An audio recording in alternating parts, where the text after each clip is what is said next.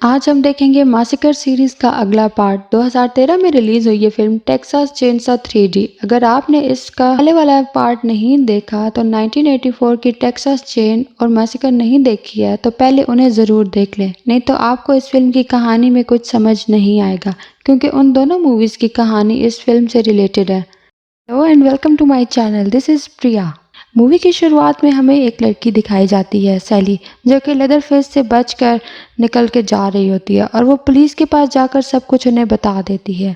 और पुलिस वाला लेदरफेस को अरेस्ट करने के लिए सॉयर हाउस जाता है, लेकिन लेदरफेस को बचाने के लिए पूरा सॉयर फैमिली यहाँ पर आ चुका था और ड्रेटन अपनी फैमिली यानी जेडेडाया, जो कि लेदरफेस है, और ग्रैंडपा को बचाना चाहता था। कुछ ही देर बाद एक आदमी जिसे बॉस सॉयर कहा गया है, ब्रेटन से कहता है कि वो लेदरफेस को पुलिस के हवाले कर दे, उनके पास और कोई भी रास्ता नहीं है। अब ब्रेटन जैक को बाहर भेजते उससे पहले यहाँ पर टाउन के कुछ और लोग आ जाते हैं, जिन्हें बर्ट हार्टन यहाँ पर लेकर आता है। ये लोग सॉयर फैमिली को अपने तरीके से सज़ा देने के लिए आते हैं।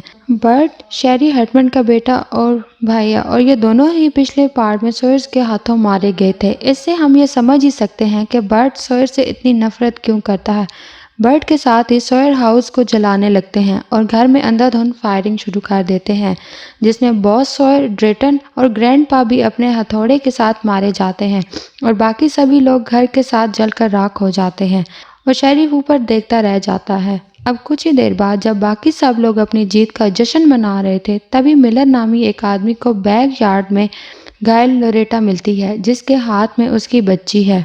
मिलर उससे वो बच्ची ले लेता है और लोरेटा को जान से मार देता है। मिलर इस बेबी को अपनी वाइफ को ले जाकर देता है। अब क्योंकि उनकी कोई औलाद नहीं थी, इसीलिए वो इसे ही अपनी बेटी समझकर पालने का फैसला करते हैं। और हम देखते हैं कि इसके शरीर पर एक बर्थ मार्क भी था, जो कि सॉयर होने की निशानी थी। इसके बाद ये सभी लोग अपने इस महान काम की कुछ फ़ोटोज़ भी लेते हैं। अब कई साल बीत जाते हैं और हम देखते हैं कि एडी कुछ बड़ी हो जाती है और उसे हेदर नाम दिया गया है। हेदर जब अपने बॉयफ्रेंड के साथ होती है तो तभी उसे एक लेटर मिलता है, जिसमें लिखा होता है कि हेदर की ग्रैंड मदर मर चुकी है और उसने अपनी सारी प्रॉपर्टी हेदर के नाम कर दी है। अब हेदर को पता ही नहीं था कि उसकी कोई ग्रैंड मदर भी है। वो अपने नकली पेरेंट्स को जाकर कन्फ्रंट करती है और वो उसे बताते हैं कि वो उसके असली पेरेंट्स नहीं हैं और उन्होंने हेदर को गोद लिया था और उसकी रगों में घटिया फैमिली का खून दौड़ रहा है। यह सुनकर हेदर काफ़ी गुस्सा हो जाती है और रायन के पास जाती है, जहां उसके कुछ दोस्त केनी और निक्की भी थे। हेदर उन्हें ये बताती है और उसके दोस्त भी हेदर के साथ उसकी प्रॉपर्टी देखने के लिए टेक्सास निकल जाते हैं। रास्ते में ये लोग एक स्टेशन पर रुकते हैं और निकलते समय डेरल नामी एक हिच हाइकर को टक्कर मार देते हैं। डेरल इनसे ये कहता है कि वो उससे अपनी वैन में लिफ्ट दे, वरना वो उन पर एक्सीडेंट का केस कर देगा, और सभी उसे लिफ्ट देने का फैसला कर लेते हैं। अगली सुबह ये लोग न्यू टाउन में पहुंच जाते हैं और हेदर की प्रॉपर्टी देख इनके होश उड़ जाते हैं। हेदर की ग्रैंड मदर का नाम वर्ना कार्सन था, जिसे हमने पिछले पार्ट में देखा था। हाँ, वर्ना का लॉयर बेरी हेदर से मिलने आता है और वो उसे मेंशन की चाबियां दे देता है और एक लेटर भी, जो कि बर्ना ने हेदर के लिए लिखा था। बेरी हेदर से ये कहता है कि ये लेटर बहुत ही इम्पोर्टेंट है और वो उसे पढ़ना ना भूले, लेकिन ऑब्वियसली वो इस लेटर को पढ़ना भूल जाती है। हेदर अपने दोस्तों के साथ इस हवेली में जाती है, जो कि किसी महल से कम नहीं था। ये लोग सब यहाँ पर मस्ती करने लग जाते हैं और हेदर बैक यार्ड में अपने फैमिली कब्रिस्तान को देखने जाती है, जहाँ पर सॉयर और कार्सन की कब्रें बनी हुई थी, जिसमें हेदर की मां लोरीटा और उसकी दादी वर्ना की कब्र भी शामिल थी। हेदर और उसके दोस्त यहीं शाम को रुकने का प्लान बना लेते हैं और डेरल भी उनके साथ रुकने की रिक्वेस्ट करता है। इसके बाद ये खाने का सामान लेने के लिए बाहर निकल जाते हैं और घर पर वो एक अजनबी डेरल को छोड़ जाते हैं, जिससे वो हाल में ही मिले थे, और डेरल इस घर को लूटने लग जाता है। चोरी करते हुए उसे एक सीक्रेट एरिया भी मिलता है, जिसमें एक सीक्रेट डोर भी होता है। डेरल को ये लगता है कि इसके अंदर कोई खजाना होगा, लेकिन डोर ओपन करने पर उसे बस बेसमेंट पर जाने का रास्ता मिलता है, जहां एक और मेटल का डोर था और इस डोर पर किसी के लिए खाना भी रखा हुआ था। और हम ये जानते हैं कि ये लेदर फेस का डोर है। लेदर फेस डैरल के पीछे आ जाता है और इसके सर में हथौड़े से मारकर उसकी जान ले लेता है। इधर हैदर की मुलाकात कैरल से होती है जो कि एक ऑफिसर होता है, और बर्ट हार्टमैन से जो कि अब इस टाउन का मेयर बन चुका था। बर्ट को पता चलता है कि हैदर कार्सन हवेली की मालिक है और एक सॉयर है। ये सुनकर बर्ट काफी गुस्सा हो जाता है क्योंकि उनके हिसाब से तो सभी सॉयर उसी दिन मारे गए थे। वापस जाने पर हैदर और उसके दोस्तों को ये पता चलता है कि डैरल एक चोर था और घर का काफ़ी सारा सामान चुराकर वहाँ से भाग गया, लेकिन उसे उससे कुछ काफ़ी ज़्यादा फ़र्क नहीं पड़ा था। रात को केनी किचन में सबके लिए खाना बनाने लगता है और हैदर को यह पता चलता है कि उसका बर्थ मार्क सॉयर फैमिली का एक सिंबल है। इधर केनी को भी वो सीक्रेट एरिया मिल जाता है और उससे होते हुए वो बेसमेंट में पहुंच जाता है। उसे यहाँ पर डेरल का सामान पड़ा हुआ मिलता है। उसे लगता है कि शायद डेरल अभी भी यहीं पर छुपा हुआ है। वो डेरल को आवाज़ लगाता है और लेदर फेस भागता हुआ उसकी तरफ आता है। केनी वहाँ से भागने की कोशिश करता है लेकिन लेदर फेस उसके अंदर एक लोहे का हुक घुसाकर उसे वापस ले जाता है। घर में काफ़ी लाउड म्यूजिक बजने के कारण उसे किसी की चीखें सुनाई नहीं देती हैं। इसके बाद वो बैक यार्ड में जाते हैं। असल में निक्की और रायन का काफ़ी अफेयर चल रहा था और वो दोनों एक दूसरे के साथ काफ़ी टाइम स्पेंड करते हैं। इधर हैदर घूमती हुई वर्ना के रूम में आती है और वो देखती है कि रूम चेयर पर वर्ना की लाश पड़ी है। ये देखते ही वो तुरंत अपने दोस्तों के पास आती है लेकिन उसे वहाँ पर कोई भी नहीं मिलता सिवाय लेदर फेस के, जो कि डिनर की तैयारी कर रहा था। ये नज़ारा देख हैदर बुरी तरह डर जाती है और लेदर फेस उसे बेहोश कर देता है।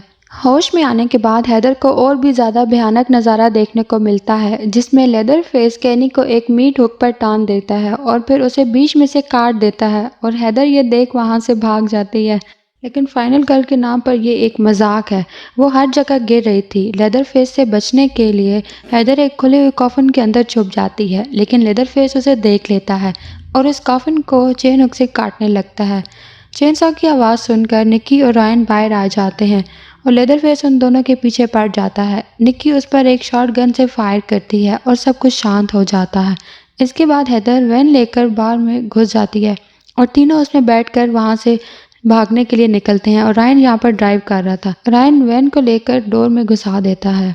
उसे ये लग रहा था कि ये डोर टूट जाएगा लेकिन ऐसा नहीं होता और उसकी वैन ही बंद पड़ जाती है और लेदर फेस भी यहाँ पर आ जाता है। इसके बाद रायन वैन निकाल तो लेता है लेकिन लेदर फेस उसका टायर ही चेन सॉ से काट देता है जिससे वैन कुछ दूर जाकर ही खुद ही पलट जाती है। इस क्रैश में रायन मारा जाता है। लेदर फेस वैन को पलट कर निक्की को चेन सॉ से घायल कर देता है लेकिन फिर हैदर उसका ध्यान अपनी तरफ खींचती है और लेदर फेस उसके पीछे पड़ जाता है। हैदर भागते हुए कार्निवल में जाती है जहां हमें इस मूवी का रेफरेंस भी देखने को मिलता है। लेदर फेस उसका पीछा करने के लिए जाता है। हैदर एक झूले से लटक जाती है और लेदरफेस उसके नीचे आने का वेट करता है लेकिन तभी वहां पर ऑफिसर कार्ल आ जाता है। लेदरफेस उस पर चेन सॉ फेंक कर उसे मारने की कोशिश करता है और वहां से भाग जाता है। कार्ल लेदर को लेकर पुलिस स्टेशन जाता है जहां का इंचार्ज शेरिफ हूपर है। हैदर उसे सब कुछ बता देती है कि वो एक सॉयर है और उसकी ग्रैंड माँ की वजह से एक पागल किलर निकला है जिसने उसके तमाम दोस्तों को मार दिया है और उसने ह्यूमन फेस का मास्क भी पहना हुआ था। ये सब सुनकर शेरिफ ऊपर ये समझ जाता है कि लेदर फेस अभी तक जिंदा है। कार्ल सॉयर फैमिली से जुड़ी हुई सारी फाइलें को टेबल पर रख देता है और मेयर भी आ जाता है यहाँ पर। ऊपर बर्ड को बताता है कि लेदर फेस जिंदा है और टार्जन हवेली में है। वहाँ पर एक ऑफिसर को भी भेजा जाता है लेकिन उस वैन के अंदर कोई भी लाश नहीं मिलती है क्योंकि लेदरफेस उन डेड बॉडीज को घसीट कर अपनी हवेली में ले गया था। मार्विन हवेली में जाने की परमिशन मांगता है और हूपर उसे मना कर देता है लेकिन बर्ड उसे अंदर जाने का ऑर्डर दे देता है और ये भी कि वो लेदरफेस को देखते ही गोली मार दे। मार्विन वीडियो कॉल को ऑन करके अंदर जाने लगता है और खून के निशानों का पीछा करता है। इधर हेदर सॉयर फैमिली की फाइल्स देखने लग जाती है और उसे सब कुछ पता चल जाता है कि उसके तमाम सॉयर फैमिलीज इंसानों को खाती थी। फिर बर्ड और टाउन के लोगों ने मिलकर सॉयर फैमिली को जला दिया था जिसमें उसकी असली माँ भी शामिल थी। इधर मार्विन खून का पीछा करते हुए बेसमेंट में पहुंच जाता है जहां डैरल और कैनी की लाशें पड़ी हुई थी। उसे यहाँ के फ्रीज़र में से कुछ आवाज़ें भी आ रही थी। वो जैसे ही उस फ्रीज़र को ओपन करता है तो उसमें से निक्की बाहर आ जाती है लेकिन मार्विन से उसे देखकर चौंक जाता है और उसके हाथ से गोली चल जाती है जिससे निक्की मर जाती है। इसके बाद मार्विन तुरंत वहां से बाहर निकलने लगता है लेकिन लेदर फेस एक कुल्हाड़ी से उस पर वार कर देता है। इसके बाद वो उसके चेहरे की स्किन भी निकाल देता है। इधर बर्ड गुस्से में हैदर के पास जाता है लेकिन वो वहाँ से भाग चुकी होती है। हेदर बैरी को कॉल करने के लिए बोलती है और वो दोनों एक बार में जाकर मिलते हैं। हेदर उस पर काफ़ी चिल्लाती है कि उसने पहले उसे क्यों नहीं इन सब के बारे में बताया, अगर उसने बताया होता तो उसके दोस्त मारे नहीं जाते। जिस पर बैरी ये कहता है कि उसने वर्ना का लेटर क्यों नहीं पढ़ा, उसमें सब कुछ लिखा हुआ था। इसके बाद बैरी एक्सप्लेन करता है कि लेदरफेस का असली नाम जेडिडाया सॉयर है और वह हेदर का कज़न है और वर्ना ही उसका ख्याल रखने आई थी, क्योंकि उसका दिमाग एक 8 साल के बच्चे की तरह है। लेदरफेस को नहीं बचा कि हेदर उसकी फैमिली मेम्बर है, नहीं तो वो उस पर कभी भी अटैक नहीं करता। इसके बाद बर्ड भी यहाँ पर आ जाता है और बैरी हेदर को यहाँ से भागने का बोलता है। हेदर बाहर निकलती है तो एक आदमी उसे टक्कर मार देता है गाड़ी से, लेकिन हेदर उसे चाकू मारकर वहाँ से भाग जाती है। भागते हुए हेदर ऑफिसर कार्ल को देखती है और उससे मदद मांगती है और कार्ल उसे अपनी गाड़ी में बिठा लेता है। लेकिन फिर हेदर को पता चलता है कि कार्ल एक बुरा इंसान है, वो असल में बर्ड का ही बेटा है। बर्ड उसे कॉल करके ये बताता है कि वो हेदर को लेकर स्लॉटर हाउस पहुंच जाए, जहां वो उसे मार देंगे। बैरी उसे हेदर को ले जाते हुए देख लेता है और तुरंत ऊपर को जाकर इन्फॉर्म करता है। इधर बर्ड मार्विन को इन्फॉर्म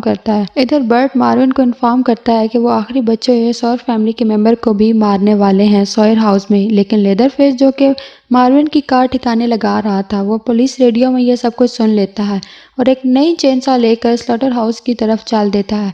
कार्ल हेदर को घसीटते हुए वहां पर ले आता है और उसे बांध देता है। फिर वो बिना किसी रीज़न के उसके सारे कपड़े भी फाड़ देता है। इसके बाद वो बाहर जाकर अपने डैड का इंतज़ार करने लगता है। इधर पीछे से लेदरफेस यहाँ पर आ जाता है और हेदर को चेन सा से मारने लगता है, लेकिन तभी उसकी नज़र उसके बर्थ मार्क पर जाती है, जिससे वो ये समझ जाता है कि हेदर ही वो आखिरी सॉयर है और उसकी फैमिली मेम्बर है। और इसके बाद वो हेदर की रस्सी खोल देता है, लेकिन तभी वहाँ पर बर्ड और हॉली वहाँ पर आकर लेदरफेस को मारने लगते हैं। लेदर भी वहाँ से निकल जाती है, लेकिन वो अपने अकलौते कज़न को छोड़कर वहाँ से कैसे भाग सकती है। लेकिन जस्ट बिकॉज वो उसका रिलेटिव है, हेदर ये भूल जाती है कि उसने उसके तमाम दोस्तों को मारा है बेरहमी से। फिर अंदर बर्ट लेदरफेस के गले में एक चेन बांध देता है और होली ये ग्राइंडर ऑन कर देता है जिसमें लेदरफेस के टुकड़े होने वाले थे। लेकिन तभी हेदर वहाँ आ जाती है और उसके पेट में एक पिच घुसा देती है, जिससे वो मर जाता है। इसके बाद वो लेदरफेस के पास उसकी चेन सा फेंक देती है, जिससे चेन सा आज़ाद होकर बर्ट के दोनों पैर काट देता है। तभी वहाँ पर शेरिफ वोल्टर भी आ जाता है और इस पर गन तान देता है, लेकिन वो उसे गोली नहीं मारता और चुपचाप तमाशा देखता है, जैसे उसने 20 साल पहले देखा था। खैर, लेदरफेस बर्ड को ही ग्राइंडर में पटक देता है और उसके टुकड़े टुकड़े हो जाते हैं और ऊपर वहाँ से चला जाता है। हेदर और लेदरफेस वापस अपने घर में आ जाते हैं, जहाँ हेदर लेदर का ब्लड साफ करती है। वो उसका चेहरा देखने की कोशिश करती है, लेकिन लेदरफेस उसका हाथ पकड़ लेता है। इसके बाद फाइनली हेदर वर्ना का लेटर पढ़ती है, जो उसने शुरू में ही पढ़ लिया होता तो ये सब कुछ ना होता। उसमें वर्ना ने ये लिखा था कि इस विरासत के साथ तुम्हें एक जिम्मेदारी भी मिल रही है, वो है तुम्हारा कज़न जो कि बेसमेंट में है। वो हमेशा तुम्हें प्रोटेक्ट करेगा और बदले में तुम्हें उसकी केयर करनी होगी। हेदर भी इसके साथ रहने का फैसला कर लेती है और जेट वापस अपने बेसमेंट वाले कमरे में चला जाता है। इसके बाद हमें एक पोस्ट क्रेडिट सीन भी देखने को मिलता है, जिसमें हेदर के नकली पेरेंट्स उसकी दौलत के लालच में उससे मिलने आ जाते हैं, लेकिन डोर पर उनका स्वागत करता है लेदरफेस और ये फिल्म यहीं पर ख़त्म हो जाती है।